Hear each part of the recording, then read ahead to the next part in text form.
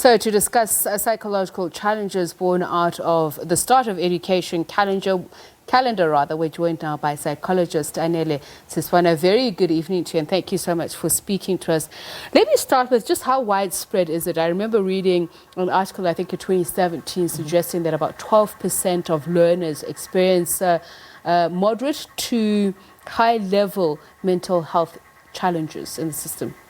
I would agree with that.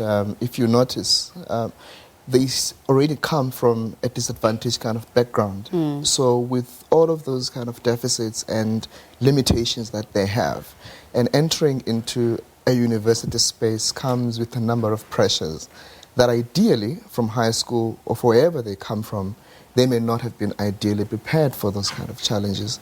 And so you also think about what happens is they not only experience mental health as a matter of challenges around what it means to be young and all of that. The major key thing that always plays a factor in the mental health of students in higher education is lack of financial viability, which then speaks of economics and how people are able to live their lives viable because of money. So it's not necessarily just the first experience, because I mean, I'd imagine the anxiety. Some learners think students think it's going to be an exciting exercise of freedom, etc. But then it's not quite what it's chalked up to be. Definitely. As I mentioned, again, they have to apply for NSFAS. It's a whole range of a long process. Others just got in without being prepared for what they would be experiencing in terms of all of these challenges, and mostly with the psychosocial problems that are not entirely based on education or teacher-related expectations. And you know, it was quite interesting because I was also reading an article saying it was obviously on the back of the release of matric results of one particular student who wasn't necessarily a good student in school, and then at higher education he or she does so much better. So is it also then the converse for somebody who's probably used to being an A student at high school, and then they go into tertiary education, and it's reversed, the picture? Yeah, it's a complete different picture from my experience as a student counselor and now as a lecturer. You can see that because they don't understand the transition from high school. From high school, the level of knowledge that was expected, it was kind of at that level. Then university, and especially it depends on the kind of course that you are doing, which then the demands are quite different. I've seen a lot of university students probably start who did well in accounting and mathematics in high school, then they get into actual science. It becomes a very different ball game. So with those kind of expectations and the demands, what will then make it a mental health problem is the difficulty of managing those expectations of self and the expectations of the course itself and everything around that, being expected to be a high achiever.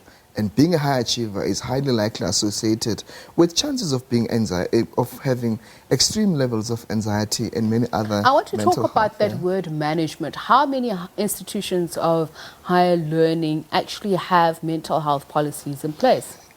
Almost every institution has that.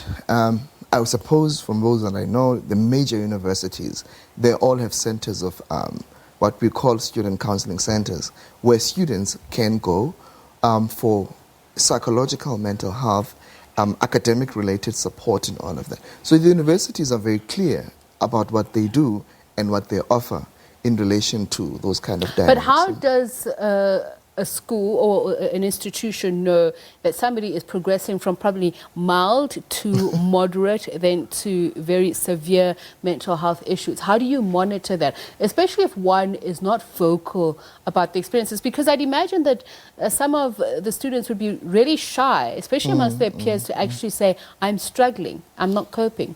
Yeah, if you think about this, there are places that are there. Mental health in itself has a number of stigma around in how people think about it. So chances are you would get students who would not necessarily utilize the psychological services. Could be potentially they don't have the understanding and knowledge of those services, or there's stigma around that. So you'll then find your kind of students who are within our kind of weird situations where you cannot be able to tell what is going on and they hide. So as a lecturer, you may be able to pick up by virtue of their performance or by virtue of absence and all of, then we will be able to track what could be the potential. Just a quick and final question. We have run out of time, unfortunately. Is this number increasing annually, or are we able to get a stranglehold on the problem? Based on the previous research and what has been done and what we've been observing in the media, in that there have been a number of policies and things that are strengthened to find ways in which we can amplify accessibility to students and managing that kind of dynamic where students need to access mental health services. All right. Thank you very much for speaking to us. Speaking about mental health at institutions of higher learning, psychologist Anele Siswana.